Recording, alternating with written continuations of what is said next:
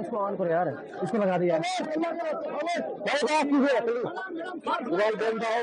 PDP के साथ जुड़ रहे हैं, कैसे देते आप? देखिए, ये मुफ्ती मोहम्मद सईद साहब का विजन है और लोग समझ चुके हैं कि जो कार्रवाई, जो कारकर्दगी पीडीपी की बहुत कम अरसे में रही, वो नेशनल कॉन्फ्रेंस की 40-45 साल में भी रही। पीडीपी ने साउथ कश्मीर को लेके अगर आप देखें, universities, colleges, AIIMS, medical colleges, सड़कों का जाल बिछाया, खासकर लोगों को जो उसको जुल्म था, सितम था, कोटा का, टास्क फोर्स का, इरफान का, आर्मी का, उससे नजात दिला दिया लोगों को। इसलिए लोग समझते हैं अगर आज वोट की इज्जत है, वो इज्जत इसलिए कि पीडीपी सामने खड़ी है।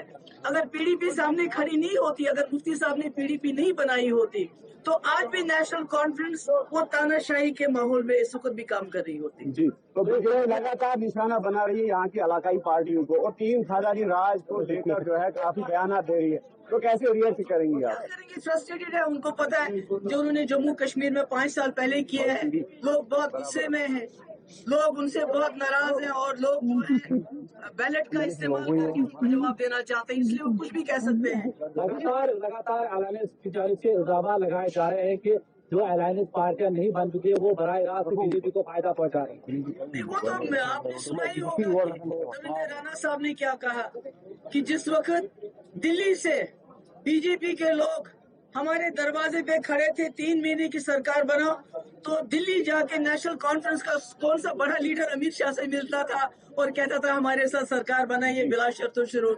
उसके बाद आज तक भी रात को जो गुलाम नबी आजाद साहब ने बयान दिया कि किस तरह नेशनल कॉन्फ्रेंस की लीडरशिप रात के अंधेरे में बीजेपी लीडरों से दिल्ली में मिलती है, तो अब मैं क्या कहूँ उसका। शुक्रिया। इसको ऑन करो यार, इसको लगा दिया। पीडीपी के साथ जुड़ रहे हैं, कैसे देते आप? देखिए, ये मुफ्ती मोहम्मद सईद साहब का विजन है और लोग समझ चुके हैं कि जो कार्रवाई, जो कारकर्दगी पीडीपी की बहुत कम अरसे में रही, वो नेशनल कॉन्फ्रेंस की 40-45 साल में भी रही।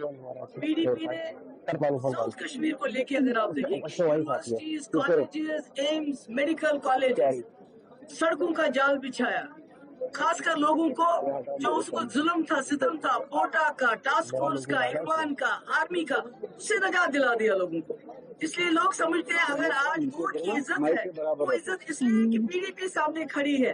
अगर पीडीपी सामने खड़ी नहीं होती, अगर मुफ्ती साहब ने पीडीपी नहीं बनाई होती, तो आज भी नेशनल कॉन्फ्रेंस वो तानाशाही के माहौल में इस वक्त भी काम कर रही होती। जी, तो देख रहे हैं लगातार निशाना बना रही है यहाँ की इलाकाई पार्टियों को, और टीम खाजानी राज को लेकर जो है काफी बयान दे रही है, तो कैसे रिएक्ट करेंगे आप? करेंगे, फ्रस्ट्रेटेड है, उनको पता है जो उन्होंने जम्मू कश्मीर में 5 साल पहले किए हैं, लोग बहुत गुस्से में हैं, लोग उनसे बहुत नाराज हैं और लोग जो है बैलेट का इस्तेमाल करके उनको जवाब देना चाहते हैं, इसलिए वो कुछ भी कह सकते हैं। लगातार अलायंस की जानिब से इल्जाम लगाए जा रहे हैं कि जो अलायंस पार्टियां नहीं बन चुकी है वो बराह रास्त बीजेपी को फायदा पहुंचा रही है। वो तो आपने सुना ही होगा कि राणा साहब ने क्या कहा कि जिस वक्त दिल्ली से बीजेपी के लोग हमारे दरवाजे पे खड़े थे, 3 महीने की सरकार बना, तो दिल्ली जाके नेशनल कॉन्फ्रेंस का कौन सा बड़ा लीडर अमित शाह से मिलता था और कहता था हमारे साथ सरकार बनाइए बिला शर्तो शुरू।